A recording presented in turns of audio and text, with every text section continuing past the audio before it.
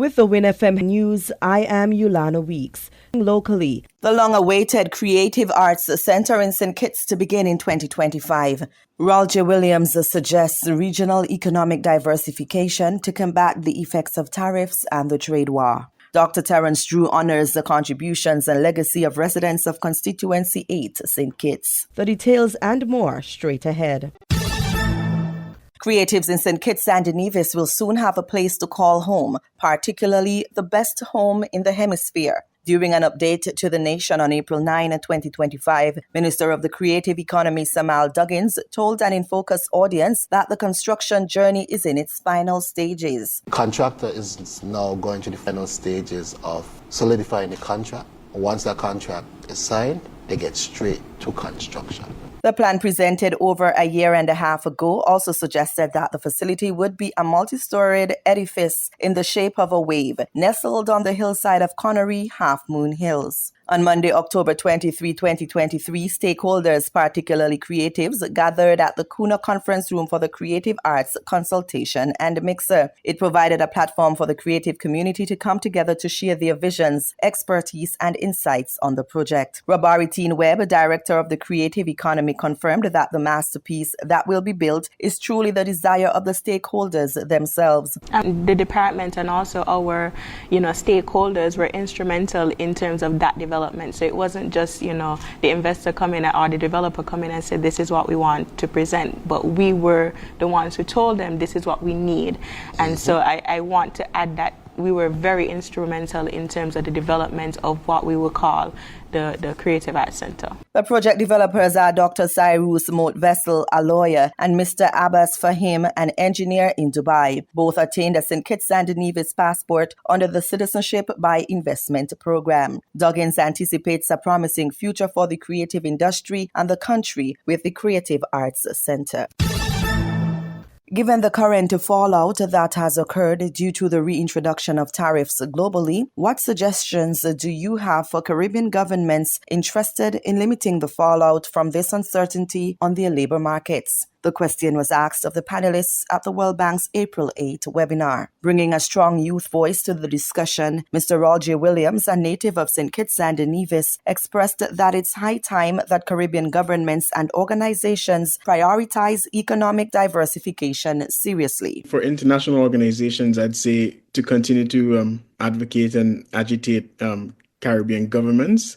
I know quite often in the Caribbean we get caught up in the politics and the visuals, and so Caribbean governments would not necessarily take the paths that are difficult, but I think one of those difficult paths that they do have to take, especially in light of global circumstances, is economic diversification, and serious economic diversification, not just economic diversification that's mentioned on paper or in Parliament, but for them to actually go through the actions to do that. The private sector has an important role to play in ensuring economic diversification. Williams suggested that employees be paid proper wages and also be encouraged to pursue degrees to elevate themselves personally and professionally.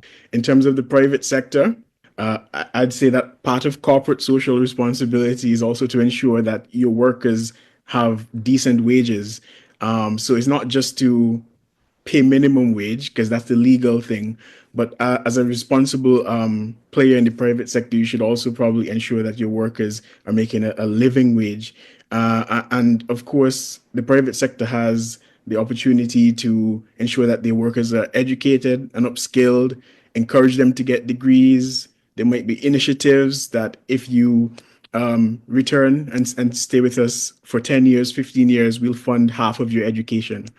These are things that I think the private sector could continue to do, because there are examples of that already. Lilia Baransiuk, the World Bank's country director for the Caribbean countries, was also a featured guest on the panel and said that besides the concerns of trade wars and tariffs, it was always important that the Caribbean work together to strengthen their economies. Now that the opportunity has posed itself, Baransiuk strongly urged the region to take advantage of it. We're still assessing the impact, but definitely everybody will be impacted, the Caribbean and the rest of the world. Trade wars have never been positive for development, unfortunately. I actually think that for the Caribbean, it is very important to act as a region and not individually. It was even important. I think this is a very important thing for the Caribbean to do, even without the current tariffs and trade war. But it is even more important for the region to act as a region and to look at how the region can create one economic space, one joint response to these challenges. Then I think the response will be stronger, and I think the impact on the economies may not be as negative. And I would like to say that crises are always difficult, but with a crisis, there is always an opportunity to change and improve. And I think this is an opportunity for the Caribbean region to become one economic space, one region. Consumers and businesses will be the hardest hit as a result of the trade war. Experts suggest that companies, whether great, medium-sized or small, will face higher costs on the goods they buy from other countries, with the only recourse to hike prices. An increase in prices will likely mean more expensive price tags on everything from vehicles, appliances, and other big-ticket items to smaller everyday purchases, including groceries. There is also a possible increase at the pumps as a result of heightened fuel prices. Prime Minister Dr. Terence Drew and his wife, Mrs. Deanne Prince Drew, hosted guests at the 5th Annual Community Awards and Cocktail for Constituency Number 8 on Saturday night, April 12, at the St. Kitts Marriott Resort. Some of the leading contributors to Constituency Number 8 and the nation were awarded with the Constituency Number 8 Community Award and the Dr. Terence Drew Honorary Award. Dr. Drew hailed the awardees as trailblazers in his message to the audience. To the 13 awardees whose lifetime contributions have left indelible marks, tonight is your night. But in truth, your impact has long been felt across our communities and the country at large. Your stories are the heartbeat of our community. And through you, we see the kind of society we are becoming. Not one content with the ordinary, but one determined to exceed expectations, break barriers, and lift each other higher. The awardees included Jemmy Fraser Education, Thenford Gray Entrepreneurship, Crichton Pension National Contribution, Bernadette Bass Labor Spirit, Lucinda Munzak Healthcare, Sylvia Chapman Healthcare, Charlotte Salters Community Service, Reverend Leroy Matthew Community Leadership, Aidan Hendrickson Youth Empowerment, Julie Williams Community Development and Nation Building, Reverend Joseph Edmead Community Development and Nation Building, and Joan Phillip Community Development and Nation Building. The awards and cocktail, now in its 5th year, was first held in 2020. Even during the heights of the COVID-19 pandemic, the event was held successfully. Dr. Drew said the event is always being hosted with much seriousness as it is an opportunity to honor community greats.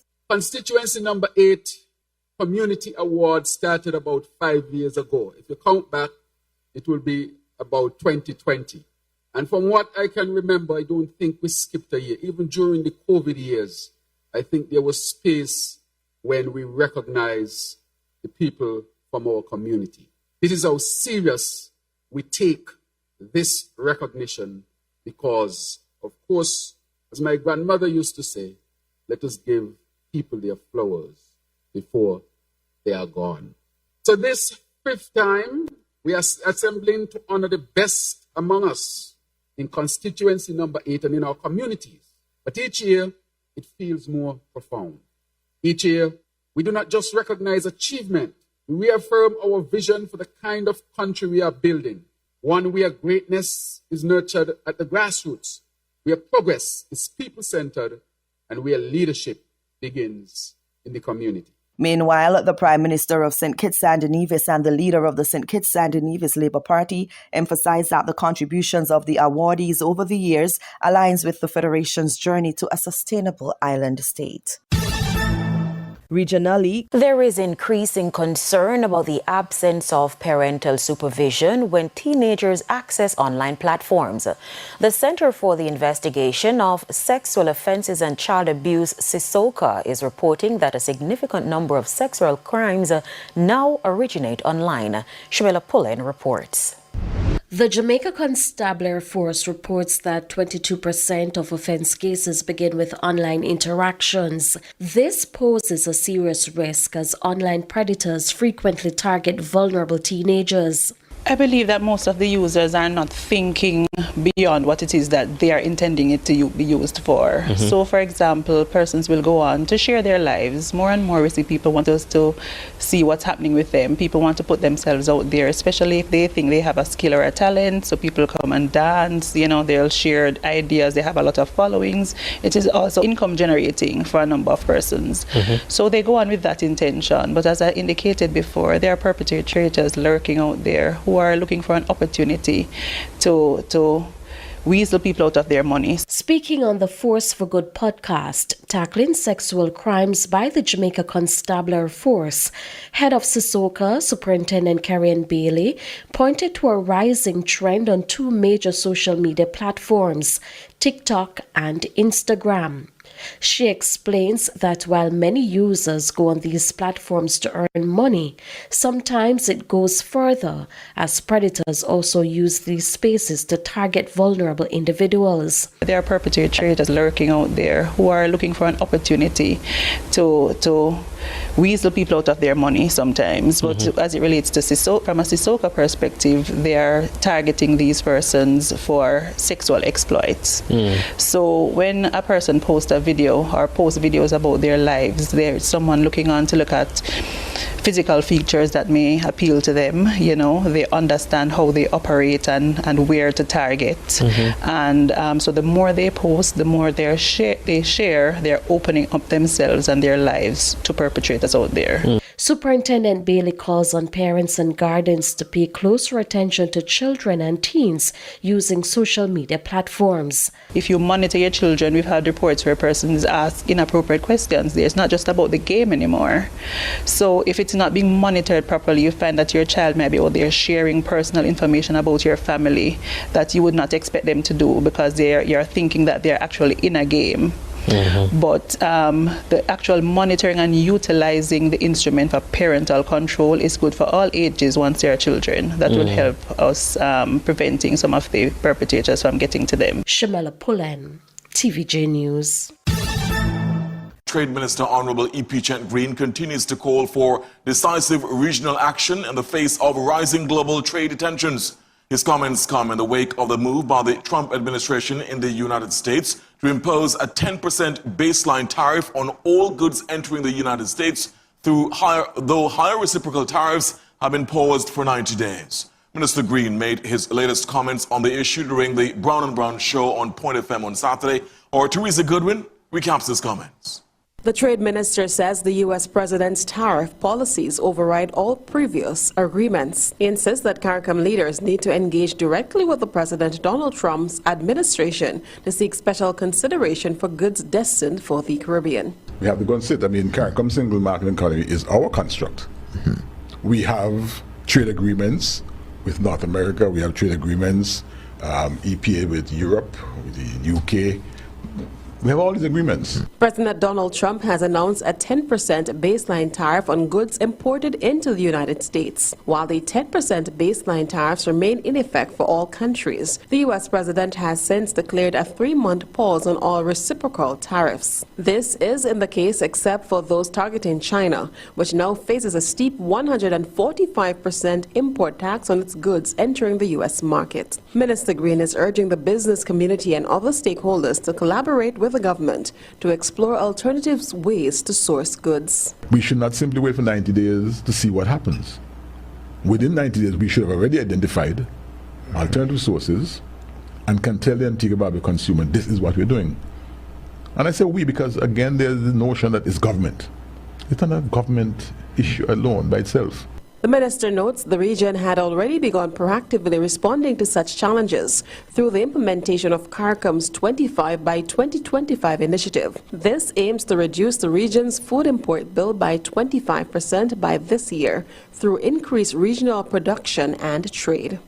We now need to go through with some decision made in cabinet of creating and scaling farms, large farms, medium farms, small farms, have farm education to understand how gluts work and how we can have rotation of crops and really supply the market adequately with produce. Minister Green emphasizes that the timing is critical, urging the region to strengthen food security, reduce dependency, and pursue a more self-reliant economic path amid evolving global trading dynamics. Theresa Goodwin, ABS News. Internationally, well, Hamas has told Al Jazeera that the latest round of Gaza ceasefire talks in Cairo have ended with no breakthrough. The group says it's rejected an Egyptian proposal to disarm. Let's cross straight away to Noor Day in Amman, in Jordan. And she's there, of course, because the Israeli government and the Palestinian Authority have banned Al Jazeera from reporting inside Israel and the occupied West Bank. So, Noor, what more are you hearing about this?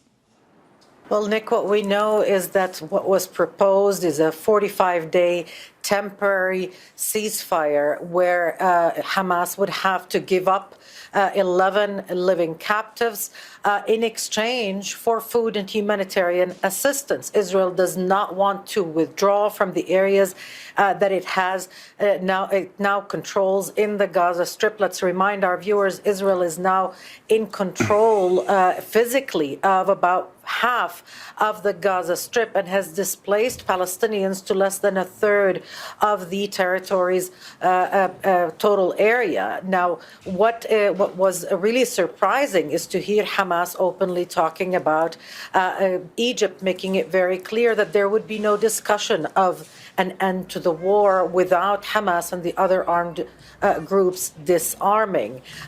Israel even is going as far as demanding that any prominent figures in these groups would have to leave Gaza for it to even consider the idea of ending the war. That's according to some Israeli reports. But what Hamas is telling Al Jazeera is that its response to Egypt was unequivocal. Hamas will not discuss the issue of disarmament. It will not discuss the issue of laying down its weapons, and that it wasn't ready to give up all of the captives in exchange for food, water, and medicine, which is Israel's obligation to provide as an occupying power. And Noor, of course, there was a ceasefire in place with the path through various stages to a ongoing ceasefire. Tell us more about what happened to that and why we are where we're at now. I can't hear you. All right, Noor, we'll leave it there for the time being, but thanks very much indeed for that update. Noor Day reporting there from Amman. A landmark antitrust suit by the Federal Trade Commission against Meta is finally getting its day in court. The FTC first brought the case against Meta, the parent company of Facebook, Instagram and WhatsApp, in 2020. After a series of delays and appeals, Judge James Boasberg will now listen to several weeks of testimony. The FTC alleges that the social media giant illegally monopolized the market through its purchases of Instagram and WhatsApp, pushing out legitimate competition. With more, here's our technology correspondent, Lily Jamali. For more than a decade, Mark Zuckerberg and Sheryl Sandberg grew Meta into a behemoth. What started simply as Facebook became a social media empire. But the U.S. Federal Trade Commission says they built that empire by buying smaller upstarts to maintain their monopoly. So the idea is that, Mark Zuckerberg perceived these competitive threats and sought to neutralize them by acquiring the companies, merging with them. In 2012, the company bought photo-sharing app Instagram for $1 billion. It purchased the messaging service WhatsApp, reportedly for $19 billion 2 years later. At trial, Zuckerberg and Sandberg are expected to testify about those acquisitions.